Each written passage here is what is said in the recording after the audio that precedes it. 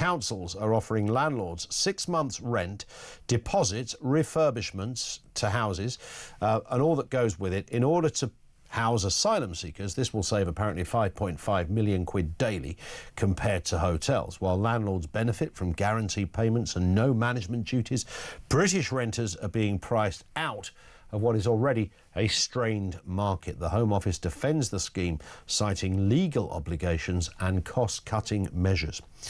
Let's get a word on this from migration expert, former MEP and director of Centre for Migration and Economic Prosperity, and a lawyer himself, Stephen Woolfe. Good afternoon to you, Stephen. Good afternoon, Ian. I mean, this seems utterly bonkers to me. I mean, the amount of flaws and problems coming down the tracks with this. I don't think you need to be a lawyer or an MP or work in the Home Office to see. Well, let me begin by saying that I believe this is one of the most nasty policies that can ever be imposed to impact the young people of our country, those people who are struggling to find accommodation at the lower end of the income markets and the rental markets, because this is effectively paying immigrants to remove those people from homes and houses across the country. It's benefits for immigrants and ensuring that those people struggle. And the very practicalities of why that happens is very clear for everyone to see. A landlord is now being incentivized to remove somebody who is already living in that home, to take the offer either from a council or one of the big companies like Serco or Mere Homes or Clear Homes, to actually put an immigrant family that's just passed its asylum or is making a claim for asylum. This is not what we were meant to do in this country. We were meant to be looking after people who are poor, who are born here, and those who are paying their taxes and trying to get on in life, not those who are simply avoiding the opportunities that they may or may not have in their own countries just to try and improve their lives here at the cost of people who live here. Yeah, and I mean, so much to look into on this. I mean, the idea that it's going to be cheaper than the hotels, well, obviously you've still got to pay for the same amount of people in a different kind of accommodation. And if it was cheaper, I would suggest not by much. Well, I don't believe it will be much, but this is where the sleight of hand comes in. And I find it also a dishonest policy, Ian, because at the moment, what does the government hate seeing? It hates seeing people coming across some boats, and it hates seeing people being put in hotels. Why? Because they're visible, and you can actually calculate the amount of money being spent through the taxpayer, through the Home Office costs. Yeah. The sleight of hand, the dishonesty here is that they will put them into homes in councils, having given them grants of indefinite right to remain. So now it's the council taxpayer who has to pay it. Yeah. And it's much harder for organisations like ours to find out exactly how much is being spent, because they don't have the data on foreign people having that accommodation under council tax. It's dishonest, it's sleight of hand, and the people of this country will not put up for it any longer. And they know what's happening. And we've got tens of thousands. You can do this. Tens of thousands of people that you've got to find alternative accommodation for. So as you rightly say, Stephen, it's cooking the books when people like you or people like us go to the government and say, how many people are you putting up in homes paid for by the taxpayer? They will say, we don't hold the data on that. So we won't be able to read out these heady numbers, both the amount of people and the cost of that. Absolutely, and it's totally unfair. Not only is it dishonest, the only element that you can see that came out of the statement from the Home Office was that that was honest, was that the fact that they're forced to do this because of our membership of the European Court of Human Rights and that we're a signatory to the UN Refugee Convention.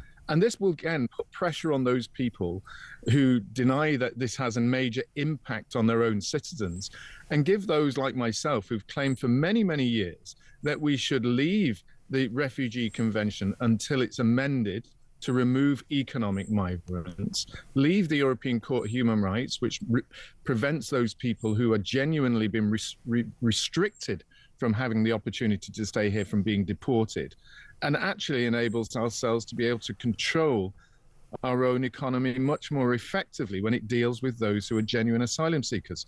That's the only thing they said. but it does make it very clear to the public now there is only one way: leave the ECHR and the UN Refugee Convention or amend it, or stay in, and this continues as it is ad infinitum. And I also thought the numbers that they've used on this, Stephen, was completely disingenuous, if not outright lies. They say that asylum seekers, housing asylum seekers privately cost £14 per night compared to £145 in hotels, which will save taxpayers £5.5 million a day. Now, I don't know where they're expecting to put somebody for 14 quid a night. That's just over £400 a month. And there are very few places in the UK these days where you can rent anywhere for 400 quid a month.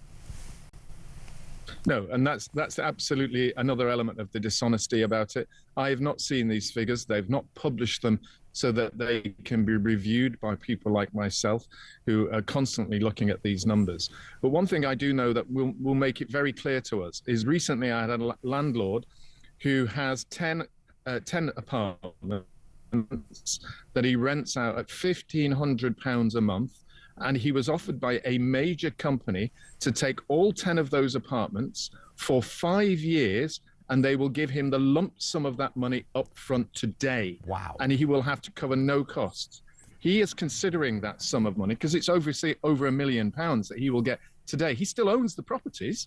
He'll get capital gains. Yeah. But the one thing he said to me, Stephen, was, I will no longer be subject to all the Labour Party's new rules on being a landlord. I mean, there's the most... I will avoid all of that. There's the most extraordinary twist in this as well. Just almost in a story of so many, to coin the phrase, twisty-turny things.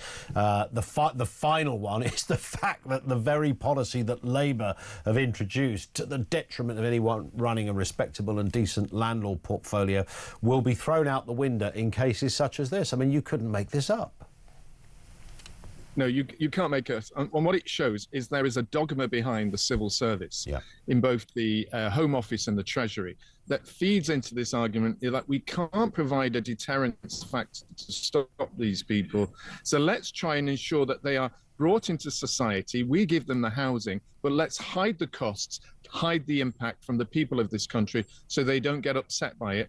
And what they're getting upset by the fact that we're not willing to solve the problem at the source. And that's really where it comes down to. Fairness is out of the window. Dishonesty is part and parcel of everyday language now in government. It certainly looks that way. Stephen, thank you very much for your time. Always good to have you on. Stephen Woolfe, migration expert. He's a lawyer as well, former MEP too.